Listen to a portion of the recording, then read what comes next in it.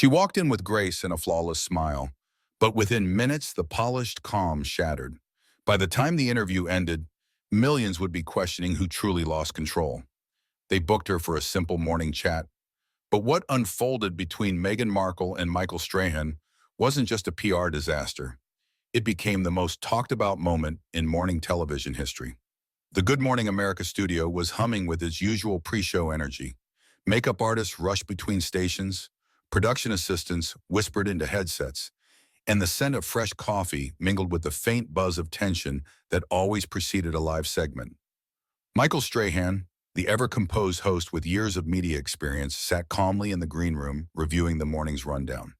He had interviewed everyone from world leaders to award-winning actors, but today's guest had stirred a different kind of buzz.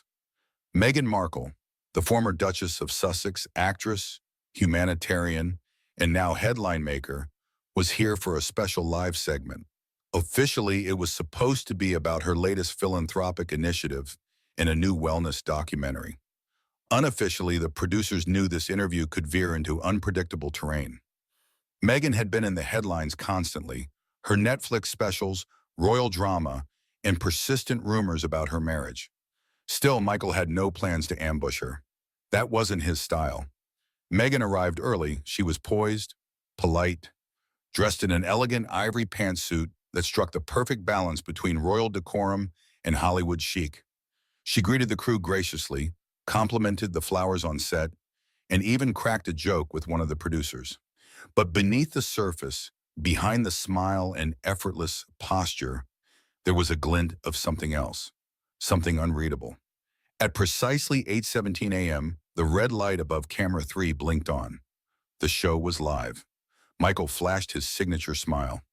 Good morning, America. We have a very special guest with us today.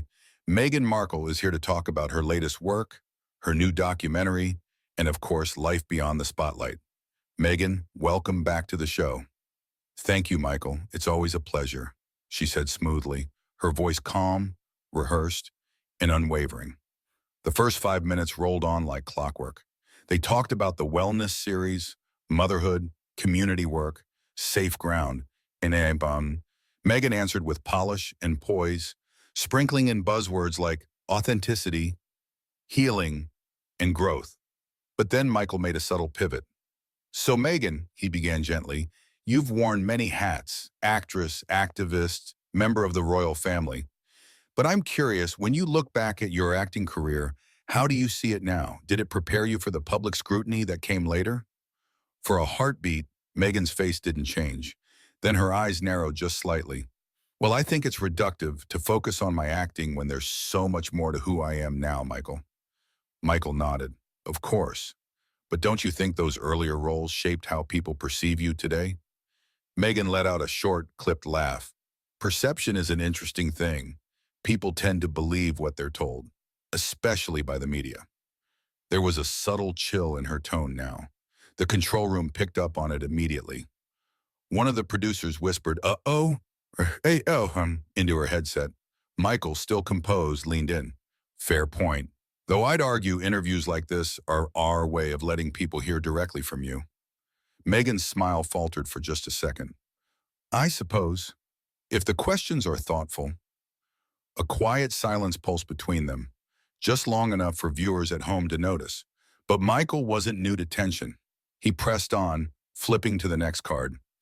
You know, there's been a lot of speculation about your relationship with the press. Some say it played a part in the breakdown between you and the royal family. Looking back, would you say that's fair? There it was, the line that cracked her smile.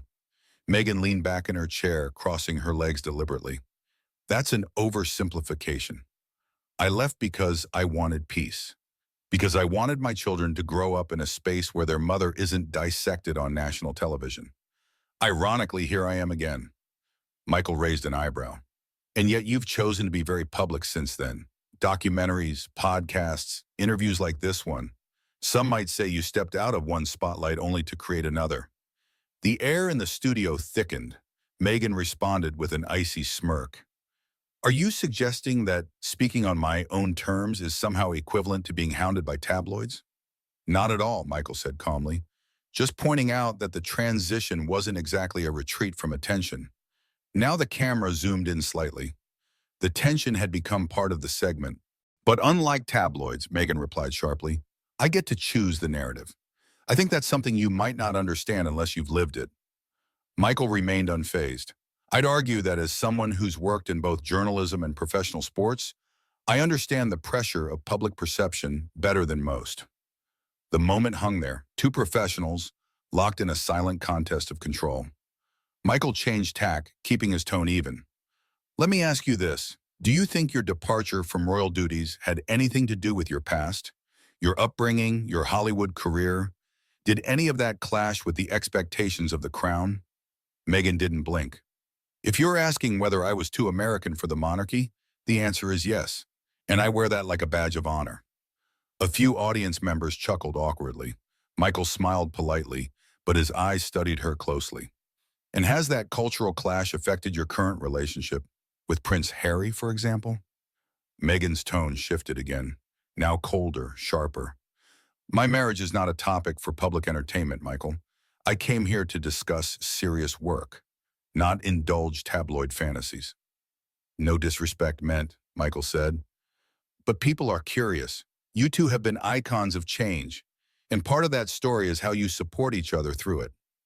Icons, Meghan repeated amused, or targets. There was no humor in her voice. The studio had gone unusually quiet, crew members frozen, waiting for the next shoe to drop. Michael kept his voice steady. I suppose it depends on who you ask. Some say you've reshaped public narratives. Others believe you've blurred the lines between privacy and publicity. And some, Meghan said flatly, simply like to hear themselves talk. Boom! A jolt ran through the control room. The producer stood up. Did she just say that? Michael didn't flinch. He leaned back with a thoughtful nod. Well, I hope I'm asking questions our viewers care about. And I hope they care about things that matter, Meghan retorted, folding her arms. Like mental health, education, and equity. Not whether or not my marriage is tabloid-worthy. Michael's smile was tight, controlled. So let's dig into that then, if you're open to it. The battle lines were now drawn, civil but unmistakably sharp. The temperature on set had shifted, and it wasn't done rising yet. The air inside the Good Morning America studio was noticeably heavier now. Michael Strahan shifted in his seat, the practiced polish of a seasoned broadcaster still on his face. But in his eyes, there was something colder. Not anger, not annoyance. Something far more dangerous for live TV, resolve. Meghan's posture had changed too. She no longer leaned forward or flashed that carefully curated public grin. Now she sat back, relaxed, almost smug. Her fingers toyed with the corner of a cue card on the side table like she owned the set. Michael cleared his throat, his voice calm. Meghan, I appreciate your candid thoughts on the media, but let's pivot slightly. Something a lot of viewers are curious about. Your transition from acting into royal life. Do you feel Hollywood prepared you for Buckingham Palace? For a moment, Meghan blinked, like she wasn't expecting it to come this soon. Then the smile returned, but colder this time. You mean, do I think playing a paralegal on Suits helped me sit next to the Queen? No, Michael, I wouldn't say it was preparation. That's a rather silly comparison, don't you think? Michael held her gaze.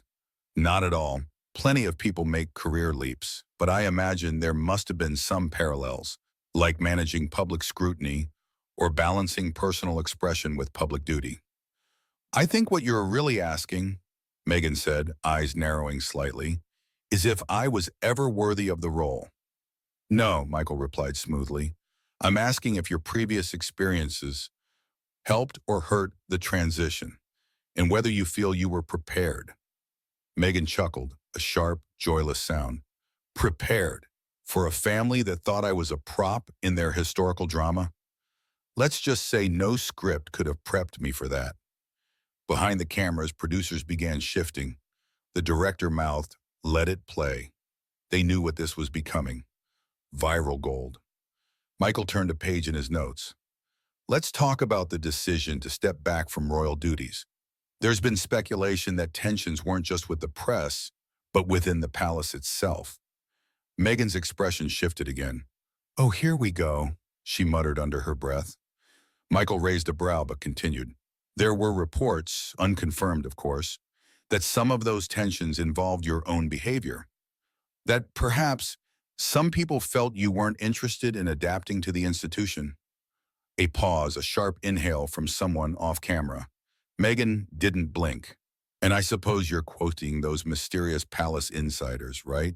The ones who never show their faces but always have plenty to say. Michael didn't respond. The silence was his move now. Meghan's voice dropped. Look, I know it's easy to paint me as the difficult one. People love that narrative, especially when it involves a woman, especially a woman of color. But let me ask you something, Michael. Would you be asking these same questions if your guest were a man who had married into the monarchy? Michael's face remained perfectly still. I ask every guest the questions the public wants answers to. That's my job. And yet, Meghan said with a condescending smile, you keep circling the same implication. That somehow I caused my own problems. Michael flipped his cards slowly. Is that not a possibility? Meghan's smirk faded. I think we both know what kind of interview this really is, she said, her tone now icy. You're not here to learn about me. You're here to chip away at me, politely, of course, with a smile. But a chisel is still a chisel. Michael nodded slightly. I respect your point of view, but let me ask one more question. Just one. Meghan's arms crossed. Go on. Your relationship with Prince Harry, Michael began, choosing his words with surgical precision. Some tabloids have reported recent tension, separate travels, public disagreements. Care to comment? Meghan laughed aloud this time. I'd prefer not to entertain tabloid trash, Michael. If your questions are going to be based on supermarket headlines, perhaps you should be the one playing a paralegal. That one hit. A few staffers behind the scenes winced. Michael blinked once, and then he smiled. It wasn't his TV smile. It was the kind of smile that said, now you've shown the world who you really are. I ask about your marriage because your audience, the people who supported you, who rallied for you, are wondering if everything's okay. And if you don't want to answer, that's your right. But insulting the question doesn't make it go away. Meghan adjusted in her seat, suddenly less comfortable. You know, she said, voice lower now, it's funny how people like to pretend they're being respectful while slipping in subtle digs. You've got it down to an art form, Michael. And you've perfected the art of avoiding accountability, he replied, still calm. I am. Silence. The director held the cut signal, his hand frozen. Michael turned once more to his notes. Let's talk about your production company. Are you planning to focus more on documentaries or scripted content? But Meghan didn't answer. She sat there, arms folded, eyes locked on him like a chess player who just realized she's 5 moves away from checkmate. Michael let the silence stretch. Meghan, he prompted gently. She blinked once and the mask slipped ever so slightly. I think, she said slowly, we should wrap this up. Michael nodded, if that's your choice. But everyone in the studio could feel it. This wasn't over, not by a long shot. She thought she could control the conversation. But the room shifted, the charm cracked. And now, with her composure slipping and Strahan not backing down, the tension reached a boiling point. What happened next had producers scrambling and viewers speechless. There was a dense, charged quiet in the Good Morning America studio as Meghan Markle crossed her legs and angled her body slightly away from Michael Strahan. It was subtle, but the signal was unmistakable. The gloves were off. Michael sat perfectly still, the cue cards now idle in his hand. He didn't need them anymore. Before we close, he said calmly, there's one more thing the audience has been buzzing about. Your recent public comments about the monarchy, especially calling it, quote, a dusty institution built on outdated ideals. Meghan tilted her head, eyes narrowing slightly. Is that really how you want to end this, Michael? You said it, he replied, unflinching. I'm asking if you still stand by it. I said what needed to be said, she replied coolly. Not everyone has the courage to speak out when something is wrong. But some would argue, Michael leaned in slightly, that you walked into an ancient system with your own expectations and got upset when it didn't bend to you. Her expression hardened. I walked into that system as a wife, a mother, a humanitarian, Meghan said, her voice tightening. Not as someone looking to stage a coup, But when I saw what it did to my husband, to my mental health, I chose peace. And the book deal? Michael asked without blinking. The docuseries, the Spotify contract, were those about peace too? It was the question everyone had danced around, and now it was out, hanging in the air like a grenade with the pin pulled. Meghan sat back. Her silence spoke louder than any words could. Look, she said at last, the veneer of control thinning. I'm not here to justify my existence or my choices. I have a platform. I use it. Isn't that what you people always say? Use your voice? Absolutely, Michael said. But when that voice comes with millions of dollars and global exposure, it also comes with scrutiny. You don't get to opt out of that. And who decided you get to lecture me about scrutiny? She snapped. Michael leaned back in his chair, folding his hands. I'm not lecturing, I'm interviewing. Or at least I was. The producers behind the scenes were frozen. No commercial break, no cut. This was too good to interrupt. Meghan's jaw clenched. You've been towing the line this entire time, Michael. Pretending to be fair while dragging up every hit piece written about me. I didn't write those pieces, he said, but I read them, just like your audience does. And now you're their mouthpiece? No, he said simply, but I'm not yours either. The silence that followed was volcanic. Meghan broke it with a sharp inhale. You know what I think? I think you had your narrative planned the moment I walked in. You wanted the viral clip, the soundbite. You don't care about my work or my truth. This was a setup. Michael raised his brows. And yet you walked into it. Her eyes flashed. Because I believed this would be different. I thought you would be different. He shrugged. Maybe you didn't do your homework. That was it. Meghan shifted in her seat, pulling her blazer tight across her chest as if shielding herself from the air itself. I think we're done here, she said through her teeth. But Michael wasn't finished. One last thing, he said, holding up a final card.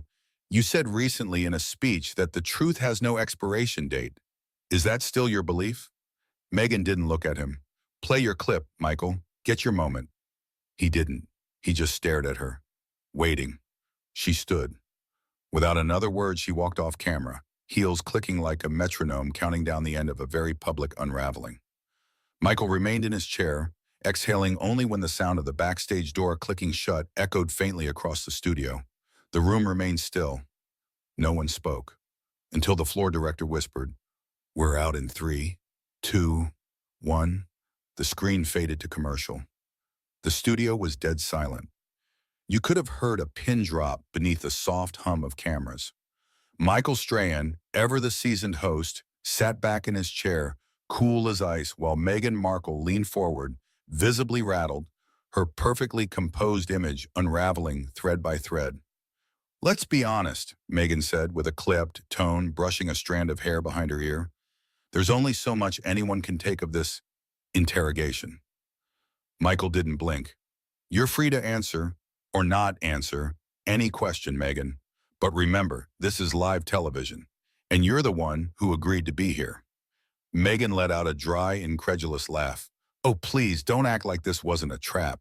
You invited me here under the guise of promoting my work, then spent 20 minutes fishing for headlines about my husband and my past. Michael calmly clasped his hands. I asked about your career, your choices, your public journey. You're one of the most talked about women in the world, Meghan. I'd be doing the audience a disservice if I didn't ask what they're already wondering. She shot him a glare, her words now sharper. No, you'd be doing yourself a disservice by pretending you're Barbara Walters. Gasps rippled across the control room. The crew froze behind the cameras. The comparison wasn't just biting, it was intended to sting. Michael's jaw tightened. He leaned in slightly, but his voice remained smooth. I don't pretend to be anyone, Meghan. I'm Michael Strahan, and I've earned my seat, just like you've earned yours. But Meghan was spiraling. Her tone grew condescending. Let's be real. If my name was still just Meghan Markle, the actress from Suits, you wouldn't even have me on this show. You'd be interviewing another quarterback. Michael smiled, genuinely this time. Not out of amusement, but out of realization. You might be right, but here's the difference. I'd still treat them with respect. That hit differently. Meghan blinked, her mouth parted as if to respond, but nothing came. Instead, she stood up, slow and dramatic, like a courtroom drama character preparing her final monologue. "You know what?" she said, placing her microphone down on the side table. "I don't have to stay here and endure this kind of amateur journalism dressed up as morning fluff." Michael didn't move. "You're free to leave, but walking out doesn't make your answers disappear." She adjusted the ivory blazer over her beige trousers, chin lifted high, and staying doesn't make your questions any less shallow. With that, she turned to leave. The studio doors didn't creak, but they might as well have slammed shut with the weight of what had just happened. Cameras kept rolling. Michael remained seated, composed, then looked directly into the camera. "Well," he said, pausing, "live TV, folks. Sometimes you get inspiration. Sometimes you get confrontation. And sometimes you just get someone walking out because they didn't like the questions." He smiled again, but this time it was seasoned steel behind that grin. "We'll be right back." The screen faded to commercial, but the clip would not. By noon, it had gone viral. So, what do you think? Was Michael out of line for asking those questions? Or was Meghan too defensive for her own good? Let us know in the comments below. And if you want more real, raw, and dramatic celebrity interviews gone wrong, don't forget to like this video and subscribe to Eco Stories. Because sometimes the most shocking moments are the ones that were never in the script.